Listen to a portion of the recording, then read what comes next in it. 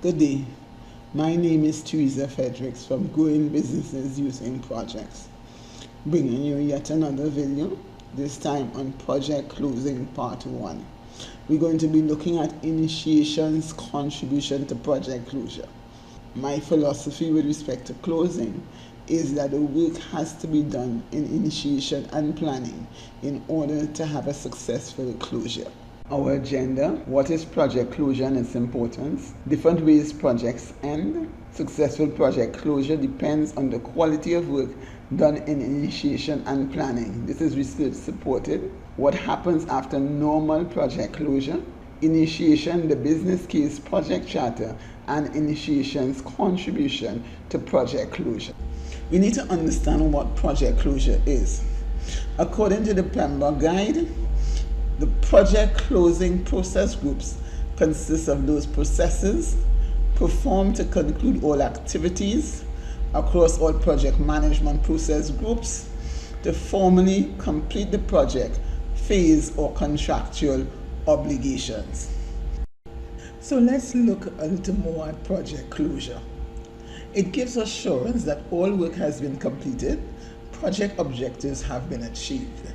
It gives assurance that the deliverables have been completed in keeping with requirements, commissioning done, and handover proceedings attended to. There's the assurance that all agreed upon project management processes, administrative and contractual, have been executed.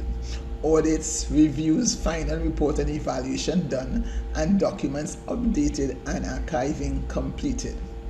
Formal recognition of the completion of a project. Everyone agrees that it is completed. It allows for the release of team and other resources. It brings a final end to the project and is communicated to all key stakeholders. It's the time by continuing to work on a project that has reached its completion. It allows for evaluation and determination of achievements and experiences gained, inclusive of lessons learned. It identifies unachieved goals and objectives for future work. It ensures deliverables have been approved and delivered to the customer or are ready for handover and obtains written confirmation. It ensures arrangements for the support and operations of the project's products, etc. are in place where appropriate. It ensures effective administrative and contract closure and archiving. It helps to manage knowledge sharing and transfer. It establishes the procedures to investigate and document the real reasons for actions taken if the project is terminated before completion. But is that really how projects end? And not all. So I say no. There's the normal, where the goals and original objectives have been attained within project's constraints. There's the premature. Project is no longer being feasible and need to use resources on higher prioritized business ventures. Failed test results all can lead to premature closure. What about perpetual? One that just never ends. There are add-ons, testing fixes, extensions, etc. This is very often the result of our projects in the Caribbean.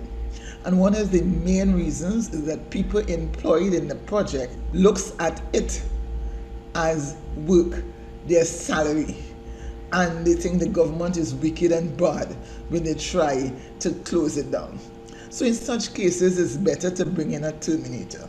You can't ask people who are getting benefits from the project to just close it down. Outside help is sometimes required. There's the failed project, the project that did not achieve its objectives. And what about change priority? The project is no longer a high priority or it's no longer needed. For instance, COVID showed businesses that they didn't have to expand their buildings to accommodate staff, that there is a new way of working. And as a matter of fact, one company that was on the verge of a building expansion program decided not to do it. So important is what happens after project closure. There are three possible situations. One, the operational regime must now take over. If this is the case, they should have a main input in planning. Two, the products from the project becomes inputs into some subsequent project. Coordination, communication with other projects in planning is needed. It goes into some larger program. This requires in planning communication across projects and especially with the portfolio manager. It is my view that successful project closure depends on the quality of work done in initiation and planning. This agrees with Dr. Stephen R. Covey, begin with the end in mind. It takes the view that to successfully close the project, you need to properly plan for its closure, and much of this is done before the project goes into execution. It seeks to document the importance of the project charter that reflects the original intent of the stakeholders and their agreement on the project.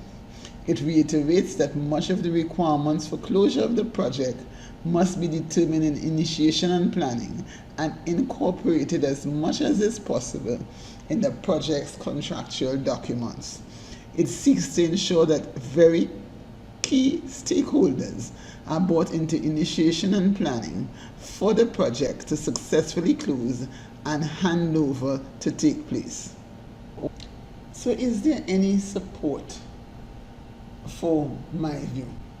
In closure in IT projects, a never-ending story, the bachelor's thesis in informatics of Emily Karazi and Ida Geranda, they reference the following. In order to increase the success during the implementation of an IT project, Han et al. 2012 argue that the scope of the project should be defined in the initiation and planning phase with regards to both partial and final deliverables and allocated schedules and financial resources. Han et al. 2012 elaborate by saying that the stated objectives are more likely to be met if the goals and requirements are clearly defined, and if there is a clear division of labor and responsibilities for all project members in each phase of the project life cycle.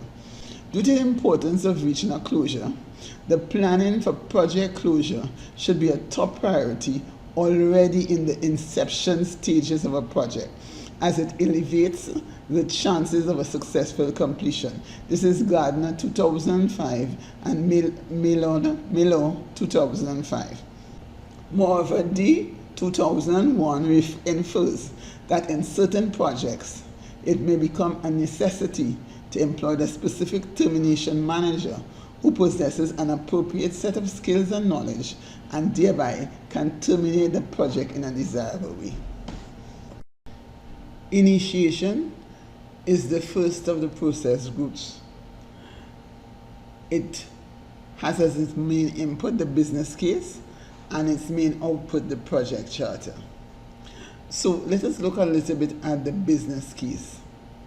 It is a source of information about the project objectives and how the project will contribute to the business goals. The approved business case or similar is the business document most commonly used to create the project charter.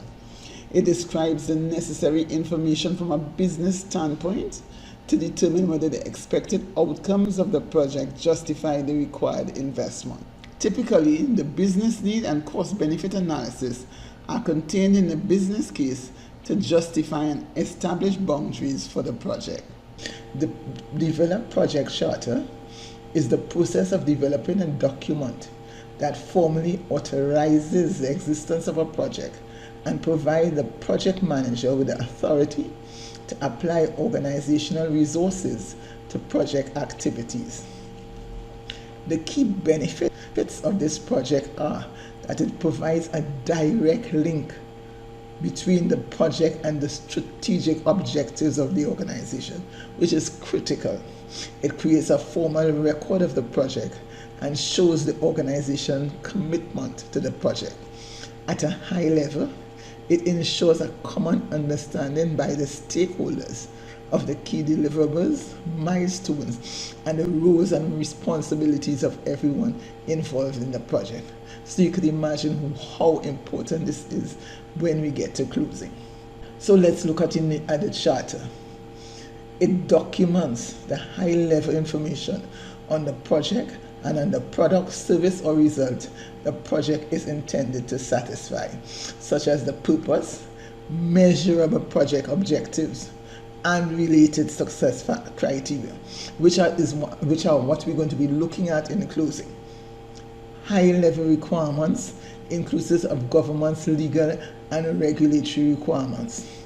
I tell people the government is a stakeholder in every project.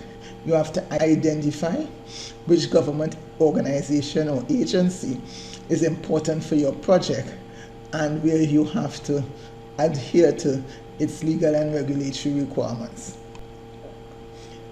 At a high level, it gives a project description.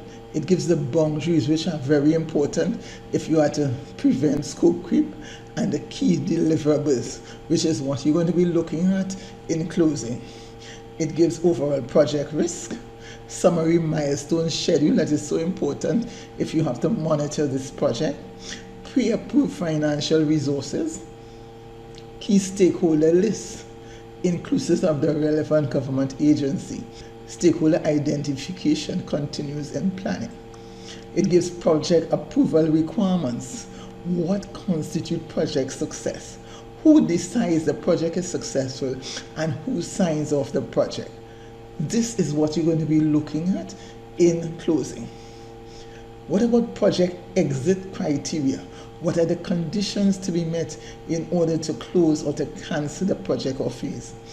The assigned project manager, responsibility and authority level, and the name and authority of the sponsor or other persons authorizing the project.